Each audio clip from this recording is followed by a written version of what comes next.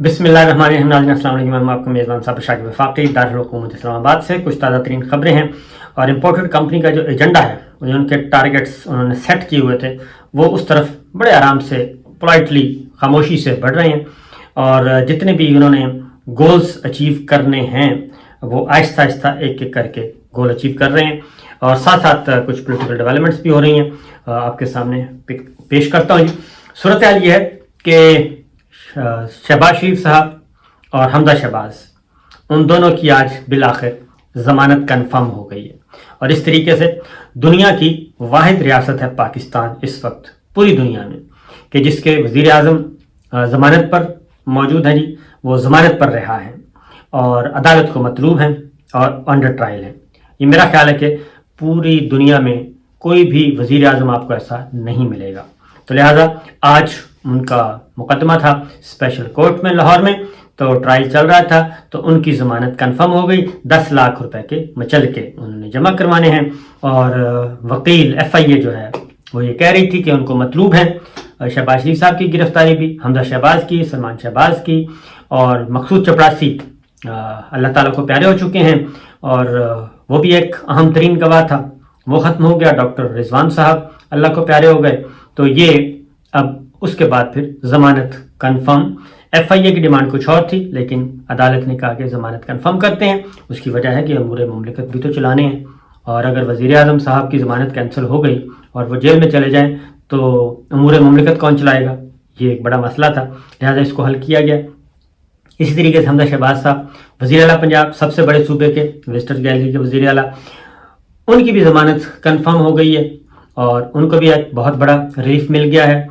FIA ने वही कहा कि जनाब हमें ज़रूरत है इनकी, लेकिन वो भी इस्तदा मुस्तरद हो गई और उनको भी ज़मानत पे रिहा कर दिया गया, यानी कि ज़मानत कन्फर्म कर दी गई। पहले अबूरी ज़मानत पे थी।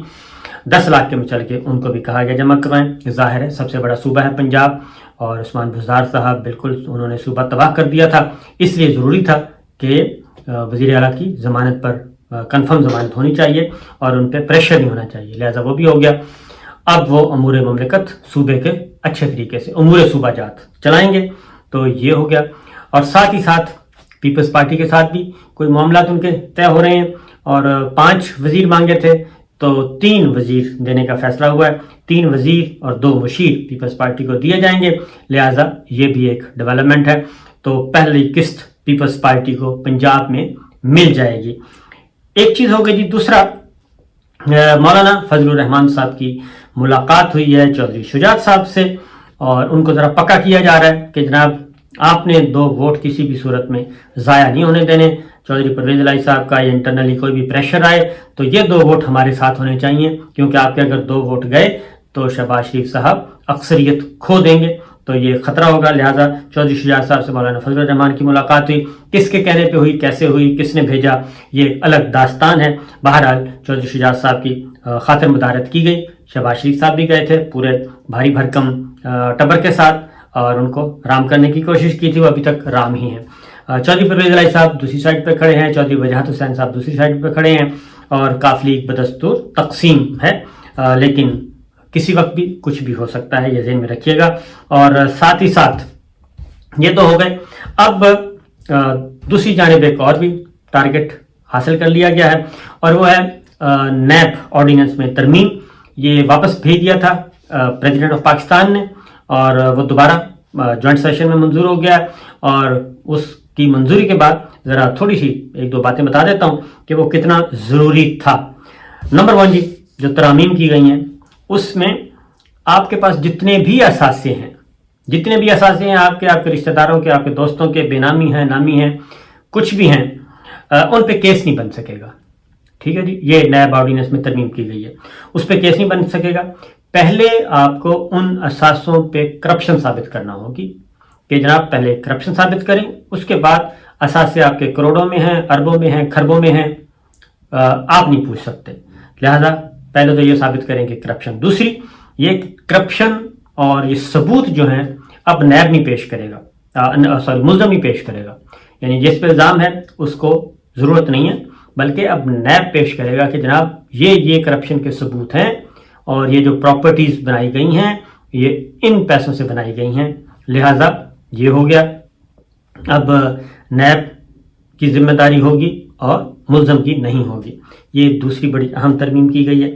تیسری ایک اور اہم ترمیم کی گئی ہے، اور وہ یہ کی گئی ہے بیرون ملک سے جو بھی شہادتیں دستاویزی ثبوت آئیں گے، یہ بڑا غور سے سنیے گا کہ بیرون ملک سے ملزم کے خلاف کوئی بھی شہادتیں آتی ہیں، کوئی بھی دستاویزی ثبوت آتے ہیں، تو وہ استعمال نہیں ہو سکیں گی پاکستان کی کسی عدالت میں، وہ ثبوت نہ وہ دستاویزی شہادتیں۔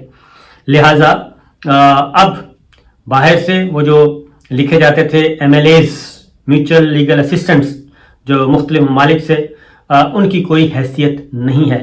والیوم 10 جو ہے وہ دفن ہو گیا ہے، والیوم 10 دفن ہو گیا ہے، اور جتنے بھی MLAs چل رہے تھے، لکھے ہوئے تھے، جواب آ رہے تھے، وہ سارے کے سارے ردی کی ٹوکری میں چلے گئے ہیں، لہذا ان کی کوئی حیثیت نہیں ہے۔ اور اثاثے آپ کے یہ آنے والوں کے لیے بھی ہے۔ اور یہ صرف پھر ایک اور بات بھی اس میں کی گئی ہے کہ اب جو کسی بھی انویسٹیگیشن، نیب انویسٹیگیشن کب سٹارٹ کرے گا، تو عوام الناس کے مسائل کے اعتبار سے، یہ جیسے ہاؤسنگ سوسائٹیز اور اس طرح کی ہو جاتی تھیں، اور یہ ڈبل شاہ والا معاملہ آیا تھا، تو اس میں انہوں نے کہا جی کم از کم 100 شکایتیں آنی چاہیے نیب کے پاس۔ 100 شکایتیں آئیں گی تو ہی نیب اس پہ کوئی ایکٹ کرے گا، اور اگر 99 شکایتیں آتی ہیں، 99 متاثرین نیب سے رجوع کرتے ہیں، تو ایسی صورت میں بھی وہ کیس ٹیک اپ نہیں ہو سکے گا۔ یہ نیب ہے۔ اور پھر آخری جو کی گئی ہے ترمیم، وہ یہ کی گئی ہے کہ اگر ریفرنس بے بنیاد ثابت ہوتا ہے، یعنی کہ سزا نہیں ہوتی، عدالت بری کر دیتا ہے، تو پھر نیب افسران کو کیا ہوگا جی 5 سال قید کی سزا ہوگی۔ یہ ایک بنیادی چیز ہوئی ہے۔ تو یہ ہیں وہ اہداف جو کہ حاصل کیے جا رہے ہیں۔ اسی طریقے سے باقی الیکشن رولز جو ہیں وہ بھی تبدیل کیے جا رہے ہیں، اور حلقہ بندیاں جو آپ کو پتہ ہی ہے جو کچھ ہو رہا ہے وہ ایک الگ چیپٹر ہے۔ اب آتے ہیں پاکستان پیپلز پارٹی کی کور کمیٹی کا ایک اجلاس ہوا ہے، اور اس اجلاس میں ڈسکشن کیا تھی؟ اس اجلاس میں ڈسکشن تھی، وزیر خارجہ ہیں بلاول بھٹو زرداری، اور اچانک ایک خبر آئی، اور خبر یہ آئی کہ افغانستان میں تحریک طالبان پاکستان کے ساتھ کوئی جنگ بندی کا معاہدہ ہوا ہے، اور جنگ بندی معاہدے کے تحت اب بات چیت ان کے ساتھ چل رہی ہے۔ پھر پاکستان سے ایک وفد گیا، جرگہ گیا، اور اس میں کون تھا کون نہیں تھا یہ ایک الگ کہانی ہے۔ مذاکرات ہوئے، مذاکرات کے نتیجے میں اور یہ سب کچھ ہوا، اور طالبان نے، تحریک طالبان نے، انہوں نے کیا کیا؟ انہوں نے کچھ مطالبات پیش کیے، اور یہ سارا چیز اچانک میڈیا میں آئی، سیز فائر ہو گیا جی، جنگ بندی ہو گئی ہے، اور بات چیت آگے بڑھ رہی ہے۔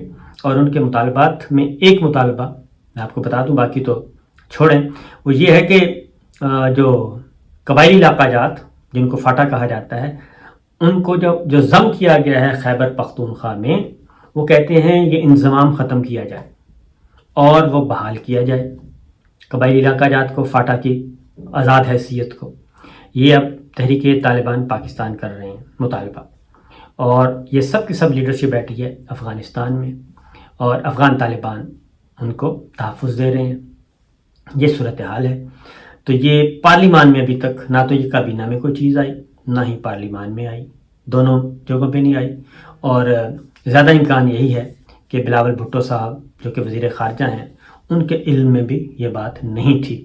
اس لیے پیپلز پارٹی کا ایک اپنا موقف ہے اس سلسلے میں کہ دہشت گردوں کے ساتھ کوئی بات چیت نہیں کرنی۔ انہوں نے بڑی قربانیاں دی ہیں، اور محترمہ بے نظیر بھٹو جو ہیں ان کا الزام ہی انہی پہ ہے کہ یہ طالبان نے مارا ہے۔ تو ایک پیپلز پارٹی کا ایک سٹینڈ ہے، موقف بڑا اسٹرانگ قسم کا۔ تو اس پہ بلاول بھٹو صاحب نے ایک کی ہے، ٹویٹ کی ہے، بطور وزیر خارجہ کہنا چاہیے یا پیپلز پارٹی کے کو چیئر پرسن، جیسے بھی کہہ لیں آپ، کیونکہ وزیر خارجہ کے طور پہ ہوتے تو پھر دفتر خارجہ کو بیان دینا چاہیے تھا، اور وزیر خارجہ نے یہ بات کی ہے۔ وزیر خارجہ بلاول بھٹو پیپلز پارٹی کے کو چیئرمین، انہوں نے کہا جی کہ طالبان، تحریک طالبان پاکستان کے ساتھ اور افغان طالبان کے ساتھ جو کچھ بھی چل رہا ہے، بات چیت چل رہی ہے، جو ڈیولپمنٹس ہو رہی ہیں، پیپلز پارٹی کا پیپلز پارٹی کا ایک فرم بلیو ہے، اور خاص طور پہ اور مطالبہ بھی انہوں نے کیا کہ یہ سب کچھ پارلیمان میں آنا چاہیے اور یہ پارلیمان میں ڈسکشن ہونی چاہیے اوپن. یہ جو خفیہ ہے یہ اس کو بند کریں، پارلیمان میں لائیں، وہاں پہ ڈسکشن ہو اور تمام فیصلے جتنے بھی اس سلسلے میں ہونے چاہیے وہ اتحادی جماعتوں کے ساتھ کو آن بورڈ لیا جائے، ان کے ساتھ بات چیت کی جائے، پارلیمان میں زیر بحث لایا جائے اور پارلیمان کے فورم پہ یہ سارے معاملات ہونے چاہیے. اب یہ ہے وہ بات جو کہ خان صاحب کا بھی یہی تھا کہ پرائم منسٹر عمران خان جب تھے تو ان کو بھی یہی چیزیں تھیں کہ پتہ چلتا تھا، خبریں آنا شروع ہوتی تھیں تو پتہ چلتا تھا کہ ڈیولپمنٹس ہو رہی ہیں کچھ. ان میں یہ افغانستان کا معاملہ بھی تھا، اس میں کشمیر کا معاملہ بھی تھا، اس میں اسرائیل کا معاملہ بھی تھا، اس میں آپ کا کچھ اور معاملات بھی تھے. یہ سارے چیزیں جو ہیں ایون یہ روس کا دورہ روس اور یہ ساری چیزیں جو کھچڑیاں وچڑیاں پک رہی تھیں تو ان کو وہاں سے میڈیا سے پتہ چلتا تھا، ادھر سے آتا تھا. امریکی اڈوں کا مسئلہ تھا اور ایئر سپیس یوز کرنے کا مسئلہ تھا. یہ ساری چیزیں تو پھر خان صاحب بطور پرائم منسٹر وہ پھر آتے تھے اور آ کے کہتے تھے کہ ایبسلیوٹلی ناٹ. ان کو کہنا پڑتا تھا کیونکہ ان کے علم میں یہ چیزیں نہیں ہوتی تھیں، اور جب ان کو بتایا جاتا کہ پیرالل یہ کہیں نہ کہیں چل رہی ہیں چیزیں تو اس کو نگیٹ کر دیتے تھے. تو یہیں سے سلسلہ شروع ہوا.